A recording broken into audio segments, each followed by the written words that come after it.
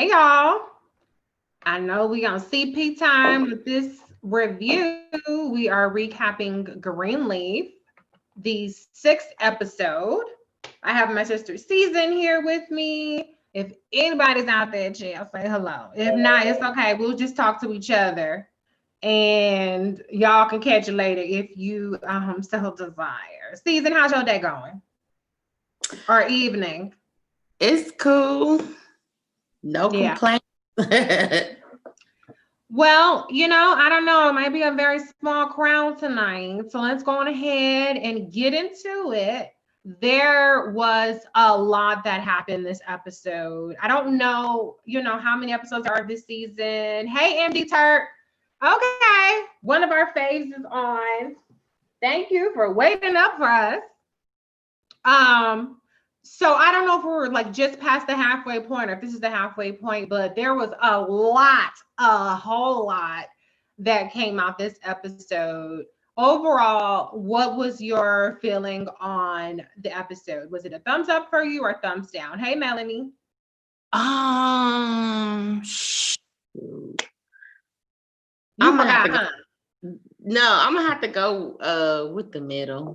It was okay. Really? It was middle for you? What do y'all think? How do you rate this week's episode? I actually feel like I gave it a thumbs up. I feel like they really move the plot forward in ways that I think are meaningful. There's still, to me, one of my complaints is I feel like they're still introducing a lot of new stuff in there. And I still don't think that it's necessary to introduce all this new stuff, but I feel like at least some of these long-term plots are really starting to, get wrapped up a little bit. Melanie says, I like this episode better than last week's. MD says this episode was something. It was definitely a thumbs up. I said last week was a transition episode. The good drama was this week, and that cliffhanger. What they do to Darius.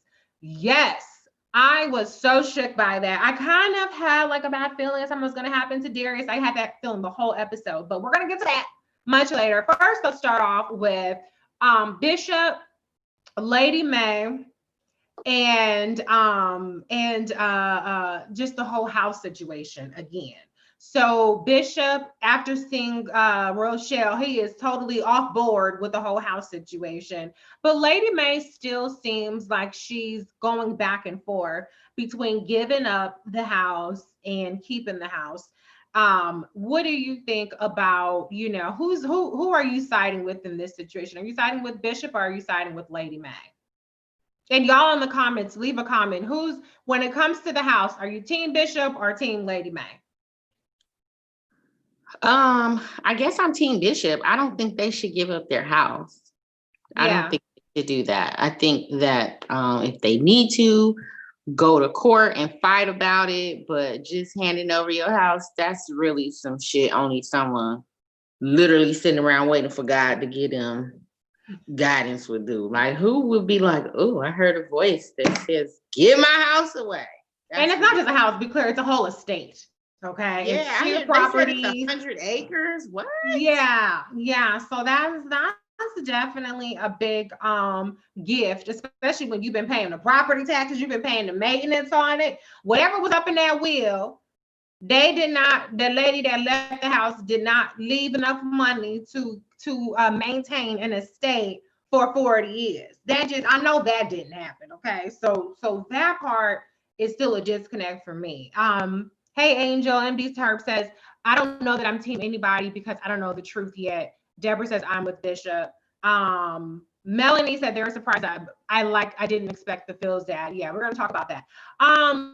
So I'm actually with Bishop on this one because I just feel like, listen, you're the way to like assuage your guilt or whatever the situation may be is not to just give a whole ass estate over to the daughter of a guy who was killed at your church. That to me just is not the way to solve things. Plus, I didn't like Rochelle and how she came at him. No, be clear, I do love Rochelle's character. I think that LaToya Luckett just plays the hell out of it.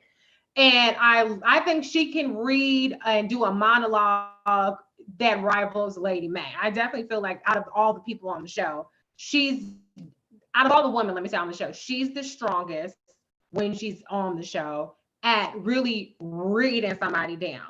What do you think about Rochelle's, popping up on the bishop? I thought that was weird. Like, oh, she just so happened to walk into his new church when he there, and I think that was my main issue with this episode. Is it was just so dramatic, and just it was several things, but that was one theme where it's like, okay, girl, like I don't know their history. I didn't watch the season that she was on, but I do agree with you that she acts better than the only female cast member that acts better than her is Lady May. She should have been Grace or somebody because she can act.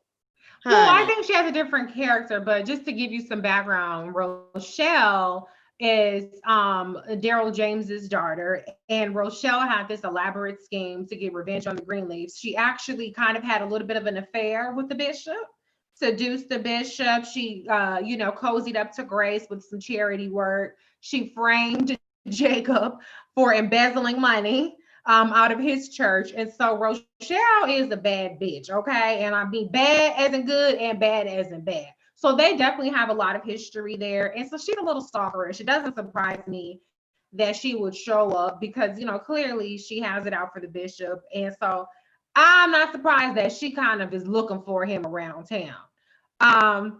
Let me read some of the comments. Let's see.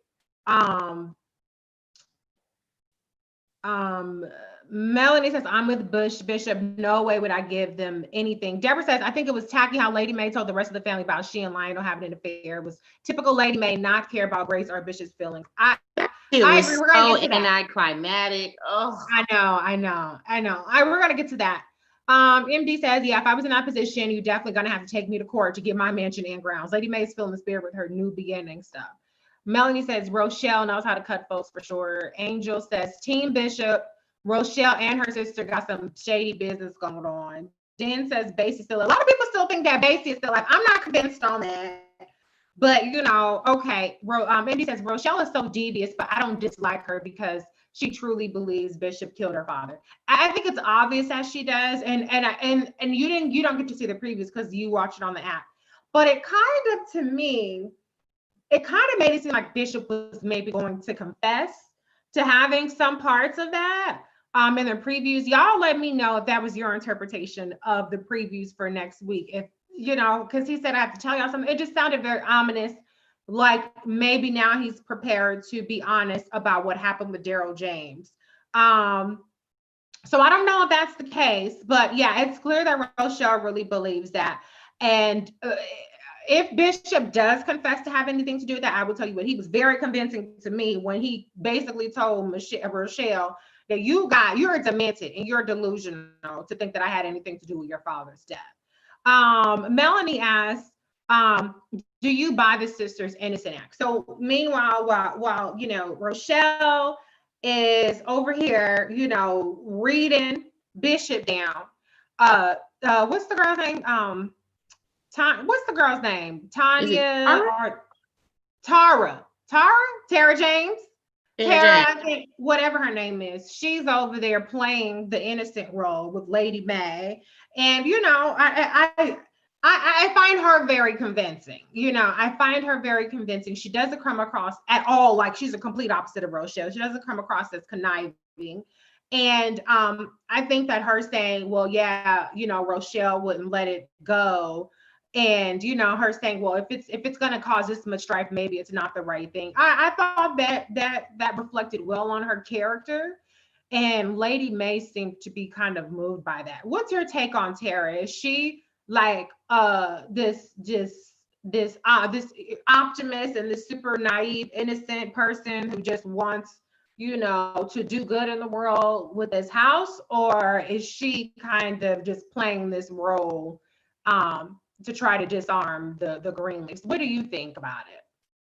I'm kind of leaning towards she's playing a role because the first phone call she made when they walked up out of her mission was to her sister. Right. And she know her sister is with the shit. Yeah. So she bought the right one in to be the Yeah. muscle and figure out what to do.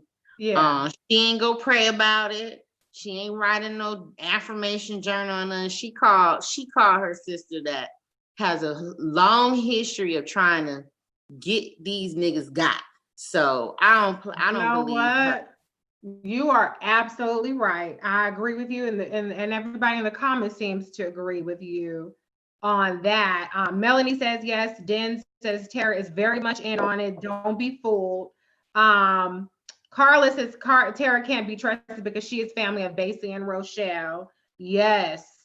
So okay, y'all have convinced me that she can't be trusted. You convinced me of that because I think you're right. Ultimately, do you call your scammer, criminal, vindictive sister to sit up there and just pray about it? No, you call her to play this good cop, bad cop thing. So I'm convinced that's what's happening. Tara is the good cop and Rochelle is the bad cop. And this whole thing is about swindling them out of their home.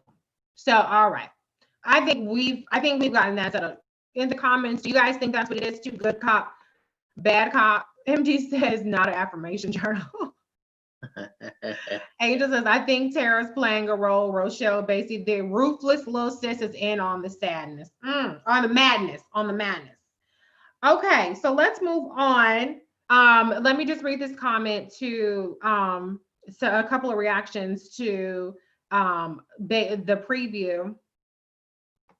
Melanie says, I think they're going to make us think that, but the bishop didn't do anything to that man. Okay, so it's probably, I hope that it's like a bait and switch. Oh, let's make it seem like Bishop is going to confess to like killing this man or that he had anything to do with it.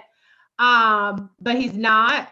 Or maybe the confession could be that they find out what is behind the Negro that came to visit the, they're definitely setting up this huge mystery behind the house. And I really hope that next week we're just going to solve it because it's too much to go back and forth with. I don't think that it really warrants, 9 episodes, so next or 7, 8, 9 episodes. So I think next week will be the appropriate time to just come out with it. You got the mystery of the house. You got the mystery of the church. It's too much. Something has to come to a closure. Let me see what else you guys are saying. I think Charity got what she deserved with Phil about his dad. She needed to stay out of there. Carla says Tara might be the mastermind. Okay, so let's move on to Charity. So Charity successfully managed to get Phil's very hostile dad. I'm sorry, Phil DeMars' hostile dad to come and help them out, Charity, Grace, and Darius out with his story on this Eden lending thing. So come to find out, Phil DeMars' mother worked for Bob Whitmore and selling these predatory second mortgages to Black people, specifically preying on them so that when they couldn't make the balloon payment, they could foreclose on them and take their houses. So that sounds about right. That's not, I think that makes perfect sense that that's what happened. That's what happens all day, every day in America and has been happening for decades. And, it's interesting that basically Phil's mom was the blackface that was in there to disarm them.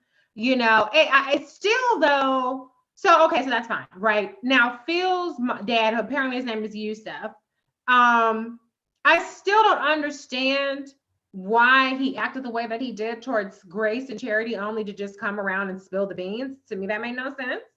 And I don't understand either the whole, like, I'm completely on background, I can't say anything. I also I understand why you don't want to say anything, but he made it seem like he had some shady shit going. Susan, what was your take? I know you're just going to be like, I don't like that. But what was your take on kind of, Yusuf?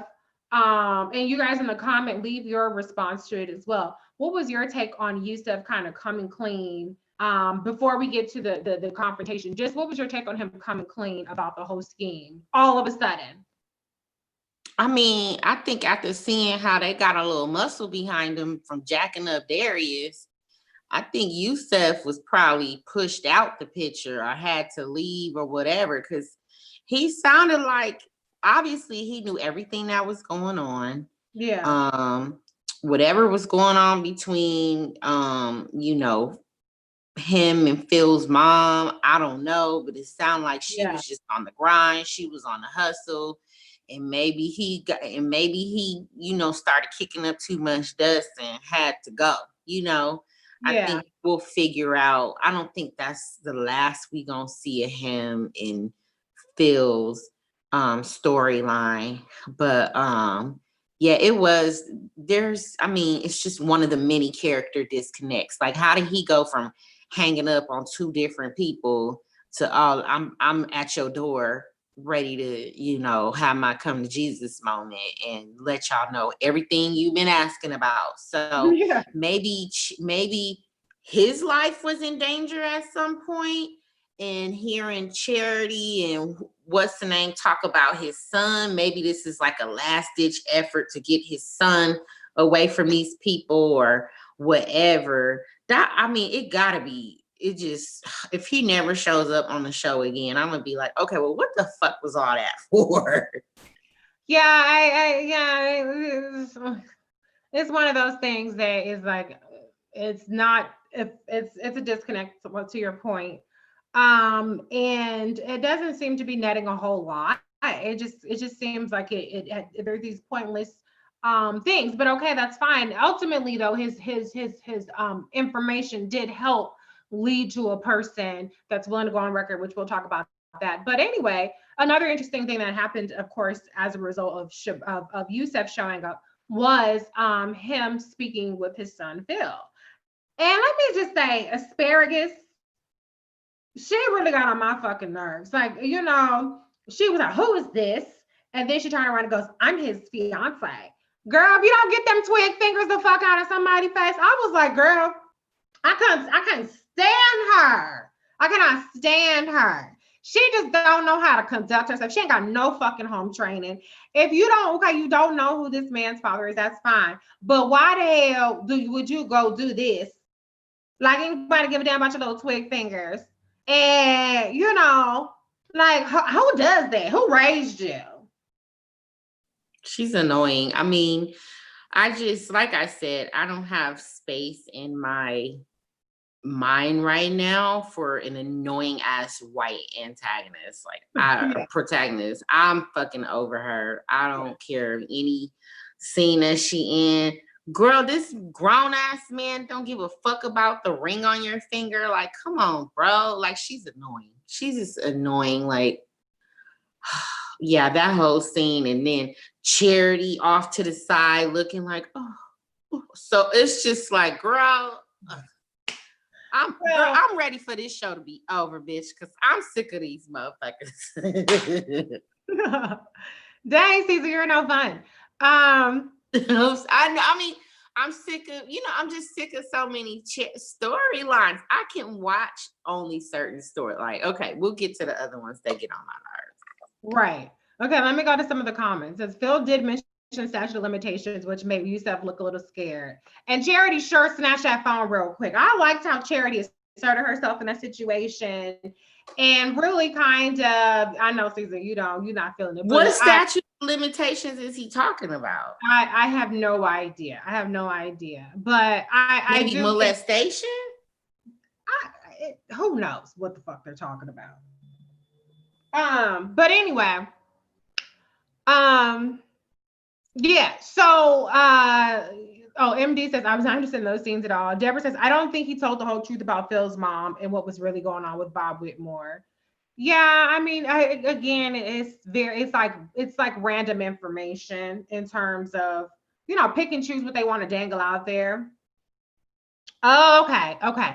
Black Anonymous says it was his ex-wife's ring. Okay, so Judy got Phil's mom's ring, apparently, I guess.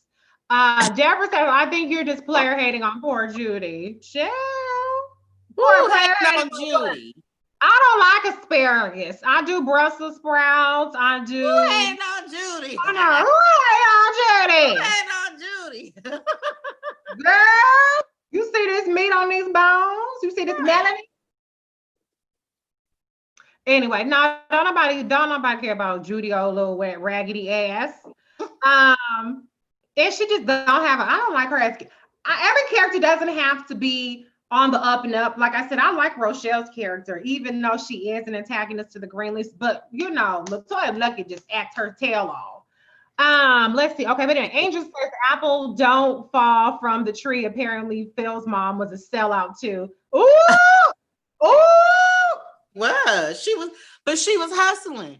Like Yeah. Phil said, you was just on the couch talking shit while my mama was out here working hard, you know. So she had to do what she had to do. You know, Yusef was on the internet. He had a Twitter page talking shit about the man while the wife was out there hustling black people out. The disconnect. Yeah, the disconnect. Black Anonymous said he was a Black Panther, and who knows what he did or was accused of doing. That's true.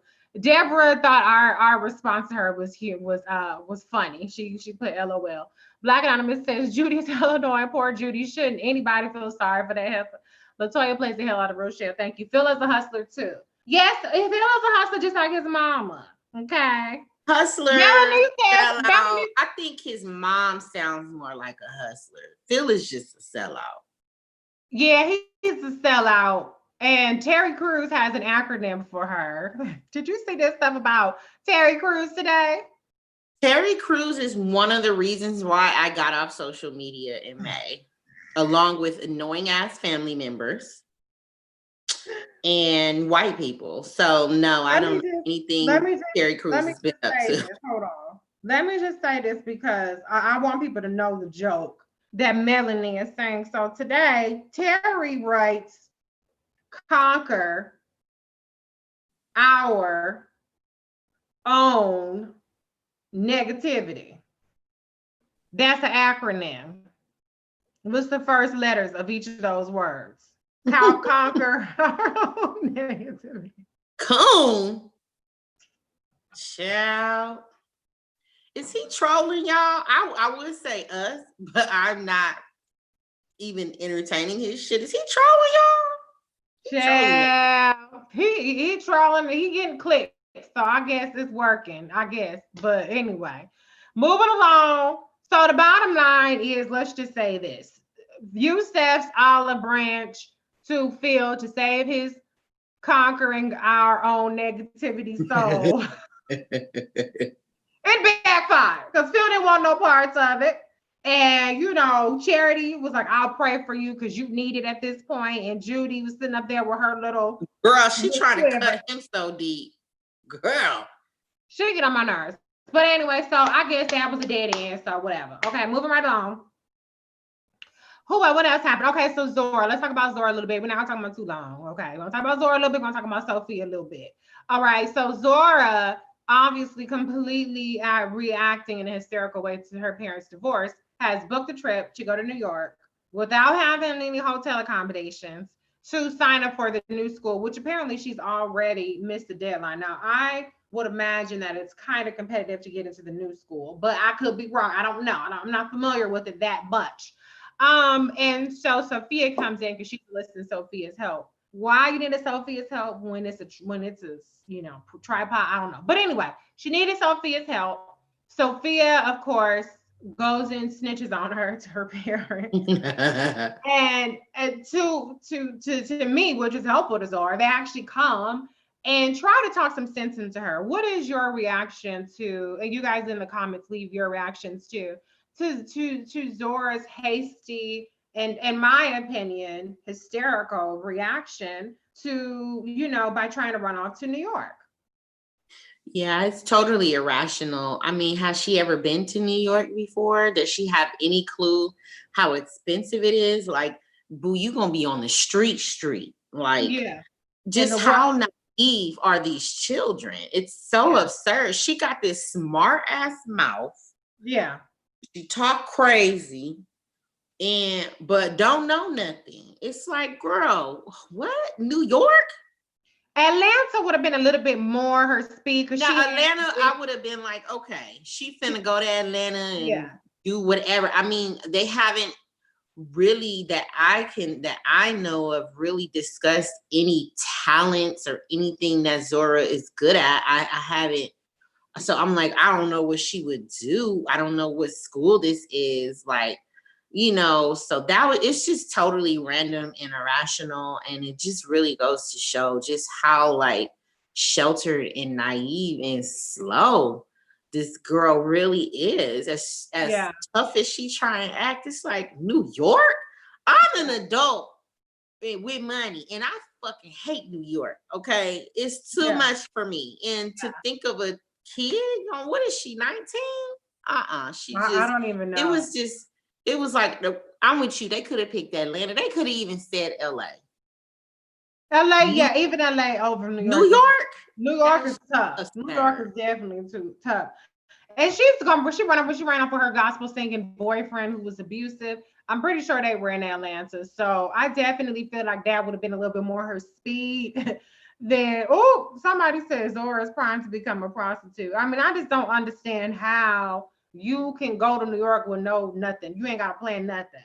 Let me read some of the comments and then I'm gonna give my 2 cents on the Zora situation. Deborah says, do you think Bob had Darius killed? We're gonna get to that. Melanie says, Zora gets on my nerves. Celeste says, Zora is a runner. This is not her first time trying to leave. That is accurate. Black Anonymous says, Zora doesn't have a real plan. That's very obvious. Melanie said, first it was the stuff with Hale DeBarge, and now this. Zora needs to like chill. Like her running off don't ever work out well for her. She ended back home. I agree with you, Melanie. Come on. Deborah says this is typical Zora behavior. Stella says slow. MD says, I think Zora is just trying to find stability and purpose. She can't stand her parents. It's not with the religious stuff. She doesn't really have anyone very close to her. She's looking to begin anew. Carla says, I think she just wanted to escape, and how her parents responded was comforting and supportive. I agree with that. It's very interesting that Zora is trying to run away from home, and then you have Sophia who's trying to run to home. And at the end of the day, neither one of these people clearly have been raised with any kind of coping mechanisms for anything, because both of their solutions is to run instead of tackle with any kind of maturity their problems. And I think it's ridiculous. And like you said, they haven't displayed that Zora has any talents. I mean, she was kind of like managing Hale DeBarge's social media a little bit, but other than that, I don't think that's something you have to go to school for. So that's really, really disconnect. But what trips me out is just the disconnect, even within a matter of 3 scenes that she's in, right? So, I mean, even the scene that she was in with her parents, she says, I'm grown. But then she says, okay, well, give me my own apartment. And I didn't realize she meant in fucking New York. These are the people that live with their parents. So what money do they have to go get Zora an apartment in New York when they couldn't even, when Carissa was begging Jacob to move out of his mama's house. So that's a disconnect. Why she even expects that is a disconnect. And then, I thought that Jacob had a very sensible, suggestion. Well, we can put you up with Carissa's cousin in Hoboken. And she's like, well, Hoboken's not New York. Well, New York, all you had was the streets. You're going to be sleeping in back alleys? Right. Zora, if you just don't go sleep around and drink liquor like the rest of the angry young adults, sit down somewhere. Going to New York and being homeless is not the answer. It's not the answer. It's not the answer. Smoke a little weed, do some X. Yeah. Go be homeless. So let's say kids have no concept of money at all. Clearly, Black Anonymous has spoiled and sheltered Sophia and Zora, right? So anyway, apparently, Melanie says Hoboken is a train ride away from NYC. She should be thankful, and it's free. So, okay, maybe they'll get rid of Zora by that. I hope so, because she can go. And I just don't think that her plot she doesn't really add a lot to me, to the plot. Do you think I don't think she told Grace about that girl's pictures. I don't think she did. I think she was definitely trolling Sophia. What do y'all think? Do y'all think she was just trolling Sophia? Or did she tell her? Because Grace didn't have a conversation with her, which is very atypical of Grace. So that does not make sense. But let's talk about Carissa and Jacob. So, they spared us the whole therapy session with Winky. Carissa seems to have come to terms with that. It's over. But I did feel for Carissa in that scene, when she was talking about, I can't get over how you were saying we, and it took us getting divorced or separating for you to be the husband that I wanted. And Jacob is just looking at her like, bye, bitch. Like, okay, that's fine. I'll be a better ex-husband. But you know what was sad to me is it just their whole. I mean, I think Carissa was saying something that to me I picked up on, which is that aside from the kids, their whole relationship was basically pointless. It wasn't happy for either one of them. She wasn't getting the husband that she wanted out of the marriage. He, whatever the situation was, he was cheating and doing all kinds of stuff. And so it wasn't a relationship worth having outside of the kids that they have. And I think that's what Carissa was trying to convey. What do you think? You guys in the comments leave your interpretation of that. I don't understand. I question her emotional intelligence. I mean, a man who cheats on you doesn't care about you, you know? So I'm not understanding what she's missing up there or in her heart or anywhere, that she's just like so dumbfounded and devastated by this. It's like, girl, you should have moved on a long time ago. And the time is now. She's a good looking woman. Her kids damn near grown, and she gets to embark on a new life. Like it's time, boo boo. And you know, I don't know. I mean, I've been there ending a marriage, and I was Jacob. I was like, all right, boo, okay, yeah, we okay, yeah. You know, like bye. I don't know what to tell you, like, you know, so I can't relate to her in that respect. You know, we was talking about mama isms this weekend, and my mama told me, don't ever let a man have to tell you twice he don't want you. Right. Hello.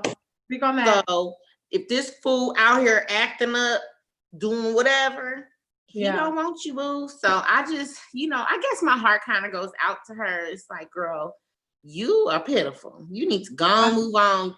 You should have either left him a long time ago, or you should have been cheating on his ass a long time ago, right along with him. Like, I don't know what to tell you. Wrap it up next time, though. And, you know, that's kind of pathetic though, because I mean they've been together all this time, and you got to go live with your sister. He's still living with his mom. You ain't got no fucking assets to build to do. What did y'all build together? Y'all didn't build shit together. Y'all did pull your money together to get your daughter a apartment in New York. That was a pointless relationship. That was a very pointless relationship. But okay, let me go to some of these comments. Oh, Angel said, what was with the send off with Carissa? Everybody standing there watching her leave in the shame pain. Yeah. Block Anonymous said trolling. I think about Sophia and Zora. I think Sophia should have expected Zora to get back at her for telling her parents about her move to New York. Jacob asked the whole family to come outside. Jacob is already planning to get with Tasha. Carissa has been unhappy in the marriage since season 1. I agree. They both love their children, but wasn't really meant for each other. She stayed and put up with Jacob's cheating, though. Carissa loved Jacob, and I think she hoped against hope that things will work out. This is typical woman attitude to me. Amen. She finally figured out that he doesn't want her. Well, I think a big part of Jacob's reaction to her too is he already has his bet. He already has his exit plan. He already got Tasha waiting on ice. And so he's like, let's just get this shit over with. Bye. Bye, girl. You know, he don't want to go to counseling. He don't want to talk about it. He's just like, see you later. Bye. And so I think that's playing a big role in it. But you know what, Carissa? You can't compete with the other woman that don't have the baggage that you have. So go ahead and live your life. Go ahead. What did Fantasia say? Go ahead and free yourself, girl. It's okay. Like Mary J said, not gonna cry. Keep it the hell moving. Let me speak to the manager. Says, is this really live? We live right now. I'm reading your comment. I hope that don't mean you plan on acting up with that question. What did he say, girl? He said, is this really live? Jacob wants a hot girl. Carissa's a little too conservative for him. Not too conservative to get the clap, right? Is that the what did she get? What did she get? Gonorrhea? What's the clap? Chlamydia? The clap is gonorrhea. She got chlamydia. Oh, okay. Well, she got one of them STD shit. They were a miserable couple, dry and buried land match. They could have been that dry if she had to confess to having an STD so that she could get off of having sex with him in within a 2-week time period. And their relationship wasn't that dry. True. They was fucking. They was fucking. She managed to transmit chlamydia to him. So they was fucking. So I don't know. Their relationship couldn't have been that dry and barren. Reese, we gotta stop. Okay. Well, this is Greenleaf Unfiltered. I've changed the name to Greenleaf Unfiltered. So let's keep it real. Anyway, okay, let me go. Okay, so let's get to the send off, right? The send off, it's one of those iconic things that they do in Greenleaf. What Angel says, I stand corrected, left by asshole. I'm just saying. MC Surf says, oh Lord, now I'm going back to last week's conversation about pulling the mucus from the back of people's throat that got gonorrhea. Okay. Dry and barren don't get you STDs, shit. You're not transmitted STDs to your part of dry and barren, shit. Okay, anyway. So they send off Carissa, and I thought I agree. It was awkward, but it was also kind of one of the things that they do on Greenleaf. They send each other off in this really dramatic way, and it was pitiful. It was very pitiful for Clarissa. I mean, Carissa, I just feel like she just didn't. She should have maybe. I would have liked to have seen her really just walk off with her head held high, without the pitiful hugs. Just walk off with some dignity. You done dragged everybody in you know, the 5 seasons. You done went off on everybody. You've been that bitch, that fierce, you know, defiant. I'm gonna read every last one of you down. I said that Rochelle's the only one other than Lady Mae, but actually Carissa's had some really good reads too. So I felt like it was just pitiful for her. So I hope that we'll see her one more time and not a pitiful state. What do you think, Season? Celeste says the Greenleaf send-off is very Southern. So maybe it's a Southern thing. What did you think about the way that Carissa was sent off? I thought it was awkward and it was pitiful. I don't want no hug from you, boy. Yeah. You breaking up my family. Yeah. Or whatever she thought. But she should have been kicked up out of that house a long time ago. As soon as they found out she was trying to blackmail him to get whatever in the divorce, she should have been put out. So yeah, they was being very generous or, you know, nice to her. She should have been put out that house. Yeah. Celeste says, yes, it's Southern. We all got to stand outside and send you out. Black Anonymous says awkward. Celeste also says, I think the send-off was more for Winky, but he wasn't featured. Right. I mean, he wasn't even featured. So then what was the point of that?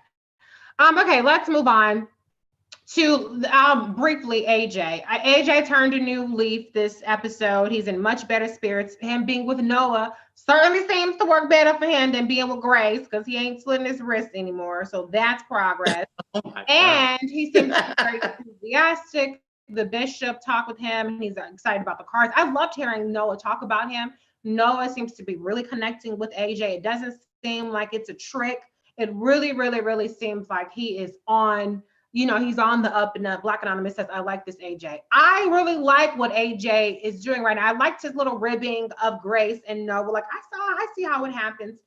And I think that I think this is a much better Noah than how he came in very strong and just very presumptuous a couple episodes ago.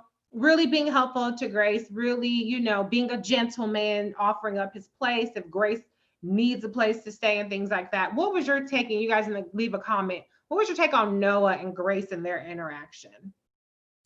I thought it was cute. I think they building it up to where, is she gonna choose him or Darius? You know, Darius might be dead. Oh, we know. So she might not have. He not dead. That'd be real irritating. But yeah, I thought it was cute, and I'm happy for AJ. He got on his meds. He ain't gotta steal them no more. And right, got one pill, which is good. Got the one pill therapy. That's what's up. So yeah, good. I'm happy that storyline just shouldn't, you know, pop up with any more stupidity. Yeah. And waste our, it don't seem like that storyline is gonna waste any more of our time. Everybody's all set over there. Yeah, I mean, I don't know. Like Deborah says, do you think they're making room for Noah and Grace to get back together since they're moving Darius off scene? Maybe, but at a minimum, I agree with Black Anonymous. It seems like they're building a family, even if Grace and Noah don't get together. So I think that I think that it's at least opening up the door for Damn. them to something that's productive for all of them. And at least we know that Noah's at peace with the potential. I know you read that comment. I'm going to get to it. That I'm Noah's like, at dang, peace all with, that? Why you gotta be all that? I know clearly Noah's at peace with the platonic situation. Celeste says Grace seemed uneasy with Noah's relationship with AJ. Noah has the great bond that Grace wants. Yeah, but I think that Grace knows that Noah and AJ having a good bond is good. Is even if it's more, even if she's not doesn't have that same bond, I think that she understands that it's for AJ's betterment. Did y'all peep that Devato advertisement? That was smart. I did not peep. What was that? What was the Devato thing? Devato, it's a new HIV medication. Oh, okay. It's like, I am not HIV, I am myself. It's real cute. It's They got Okay. a couple of commercials out. Yeah. Okay. Well, that's good. Season, as you all know, she's a nurse, she's a registered nurse, and she works at a clinic that handles these kinds of cases. Noah Ludovic says Noah is weak AF. What's weak about Noah, Ludo? I don't think that Noah is weak. I think he's very strong. I think he's coming in there. He's stepping up to the plate. He's been thrust into this situation of fatherhood unexpectedly. He's not being an asshole towards Grace, which I think is great.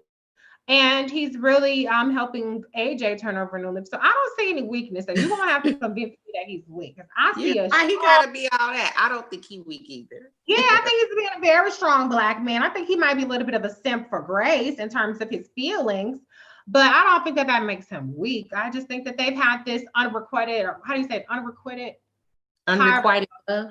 Unrequited. However you say that. I'm trying to be fancy. I know the word, Chad, but how do I pronounce it? I don't know. But anyway, they've had this teenage love affair that they've never really, dealt with, which I think is where the AJ ribbing comes in. But anyways, I like this stuff with AJ, Noah, and Grace. There are only 2 episodes left. What? So they're working towards stability with him. How do you know that's only 2 episodes? So it's only 7 episodes? I don't think so. I think it's more than 7. This is episode 6. This is episode 6. Okay, so they're 8. I don't know. I thought it was at least 10 episodes that I saw. I read it was 8 as well, but we'll see. 8? Oh my God. Okay, so we almost in the end. The thing with Noah is approved. I think AJ clings to Noah a little more because Grace is the one who gave him up. Noah didn't exactly. Grace has a strong personality. They're not a match. I don't know how strong Grace's personality is. I don't think so either. Yeah. Grace get punked in damn near every scene she in. I know. Grace is both. I think Grace is determined, but that's probably the extent I'm saying in terms of strong. No, strong seems a little strong of a word to me to characterize Grace. And I love Grace. Grace is so bold and investigative, and I prefer how Darius is a partner in that. Noah's clueless about that part of her. Well, Noah's the one giving her more clues than even Darius is. Noah's the one that told her about the book in the cabin. Noah's the one that, said he'll inquire to the neighbors. So how is Grace Noah's really helping out Grace, just like how Darius is helping out Grace. Grace always has some man helping her. I don't mean that in no sexist way, but let's just look at the record. No, Grace always got somebody else. Even Rochelle was helping her out. Grace ain't really the one to come with the tea and the facts on her own in the history of Greenleaf that I've seen. And I'm a big fan of Grace. I'm team Grace. Let's see. I don't think he's weak either. He's a man stepping up to responsibility. She stabbed a dude in the neck and she's not strong. I didn't say, now be clear, Ludovic, I did not say that Grace was weak. I said, I don't think she has a strong personality in the sense of like her personality is that much stronger than Noah. That's what I said. Did nobody say that she wasn't strong? I think Grace is very strong. She's overcome a lot. But in terms of her personality, I don't think that Grace's personality is overbearing to where she don't demand respect from nobody. Exactly. So that's why I think you off base. But anyway, I'm not here to argue. I'm here to speak my opinion. To theirs. So Noah, Grace, AJ, they're all set. And then you have Darius. What happened to Darius? I don't know. What y'all think happened to Darius? Was he kidnapped? Was he killed? What happened? I think killing him would be overkill. Hopefully he just got kidnapped and beat up somewhere. Yeah, but I don't know. Maybe he got beat up or something like that. But they're not above killing people on Greenleaf. So that's why I'm not sure if he's alive or whatever the situation may be. They kind of left it hanging with like, oh, let's talk about a future. Well, he ain't got no future now, apparently. I don't know. We'll have to see. So I mean, I don't know. I think that at least, for the plot's sake, in terms of closing the chapter, it might make sense to kill him. But also, we don't want that to happen. Be clear, okay? So I'm so worried about Darius. I think he was murdered. Black Anonymous says, please don't kill off Darius.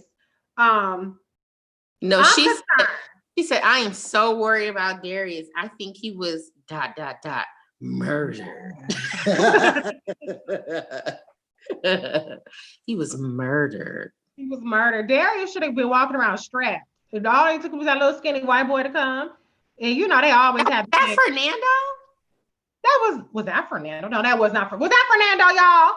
I don't think that was Fernando. To like kind of recognize him a little bit. He looked like maybe he a body man for the Whitmores. I mean, the truck was similar. I don't know. I just was like, wow.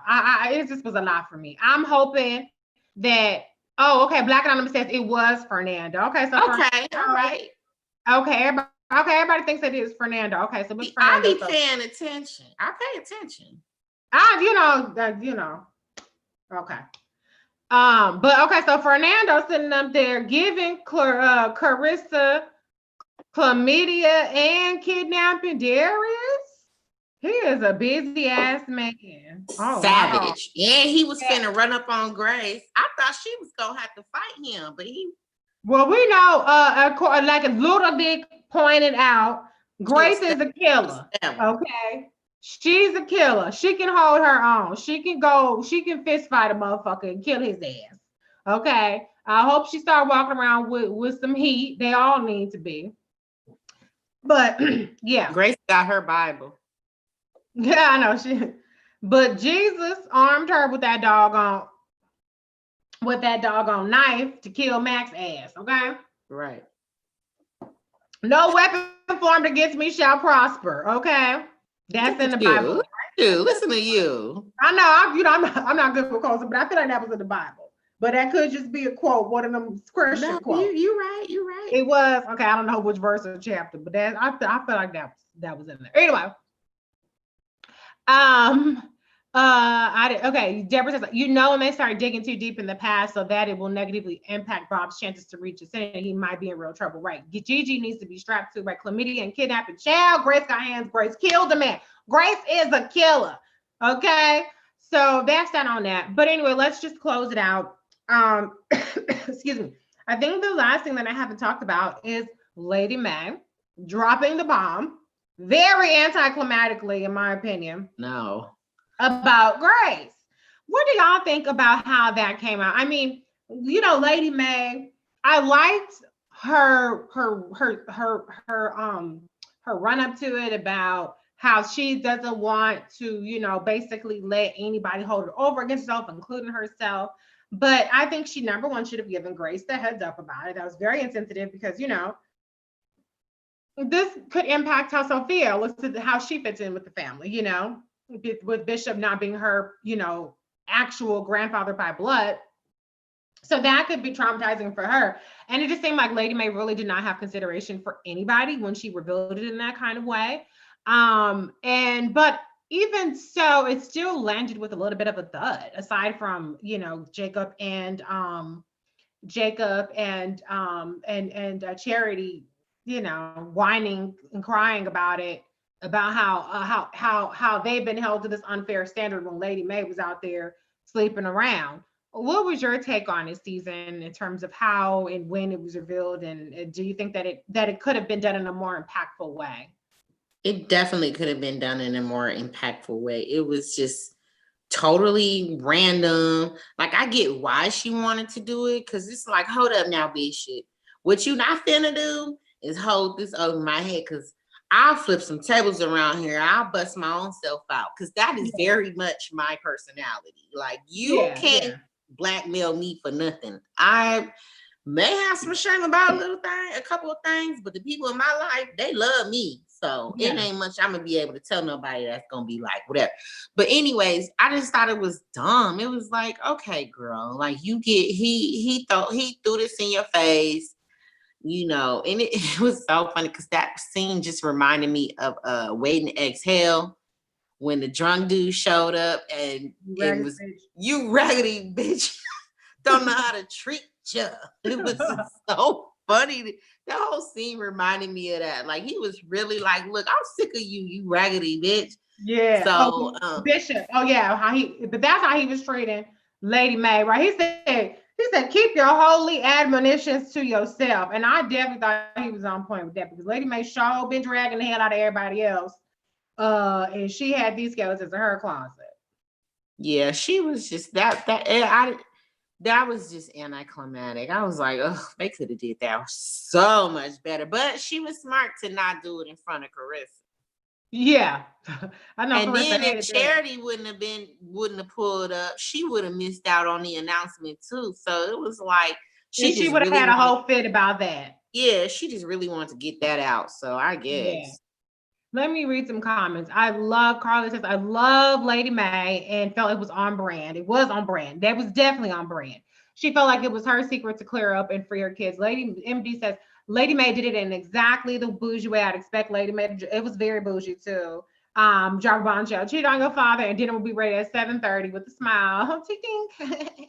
She has her Colgate smile all the time. She's not gonna let you see her sweat. Okay, it was no tearful. It was very dignified. She had more dignity, revealing that Grace was a break baby, a bastard, than Carissa did, just walking out of her husband's mom's house and going on about her business to go live with her sister. How the hell does that work? Carissa should have done it like how Lady Mae did it. Okay, she should have had Lady Mae style dignity, walking her ass out forever, all to the sunset. Lady Mae was like, Bishop, you won't be bringing this up again on me, right? I think that Bishop was justified in bringing it up though, because Lady Mae get on her high horses and she's all about look at how we, new beginnings and this and the other, but yet she the only one that hasn't come clean yet. But she's already expressed in the last episode when Bishop was trying to get her to take that money, that she was feeling some type of way and like, no, I don't want the money. So for him to bring again, it's like you already know she's feeling some type of way. So you really just wanted to deflect at that moment. Yeah, but I still feel like, even at that time with Grace, it was still like, no, I don't want that part to come out. So I don't think that it was unfair. MD Turner says, I loved what I love was Jacob, Grace, and Charity getting lit after dinner and then talking to Grace about. So that's where your light skins come from. I missed that. I didn't see that. I didn't hear that part. You caught that part, Season? I did. It was when Charity was doing a terrible job acting drunk, and Jacob was like, you know what, my marriage falling apart. I don't care who your daddy is, but we was wondering why you so damn light skinned. Okay, I don't know what the fuck I was watching because I totally missed that. I must have been totally distracted, but that's funny. It should have been, I thought that without them even saying it though. I was like, okay, well that explains kind of, which Grace is light skin, long hair. Well, she said Faith was light skin. Yeah, Faith was lighter. I don't know if Faith was a little lighter, but anyway. Ludovic says it should have been at the dinner table where the green leaf is supposed to unfurl. That would have been more iconic green leaf to me because they have these iconic, just go to war scenes. But I think it was meant to be a drop the mic moment. I guess it still came across as anticlimactic, but it's more a drop the mic moment the way that Lady Mae put it versus the dinner scene where it's usually just a brawl. So maybe that's where they were going with it. Deborah says, well, she always tries to hang things over the head of Bishop. I keep saying Lady Mae the Lady Mae character is a narcissist. Yeah. Lady Mae dropped the bomb and said dinner at 7:30. She said, take this shit and choke on it. Let's eat. What you gonna do? What you ain't gonna do, Bishop, is try and shame me. Carla says Charity was terrible at acting drunk. I know, right? Grace matches up with Lady May, though, even though they say Lady May's darker. Right. Okay, I think we've gotten through everything, y'all. So next week, I done forgot the previews already. It seems like the next week is really going to revolve around Bishop and his come to Jesus moment on whatever that come to Jesus moment is going to be. And so I'm excited. I don't know how many episodes we have left, but thank y'all for sticking with us through this is now the 6th episode. And giving us all your colorful commentary and your interpretation, because we trying to figure out what the hell's going on just like y'all are. So we will see y'all back next Tuesday to talk about Greenleaf, and you know it's gonna be unfiltered. Bye, y'all.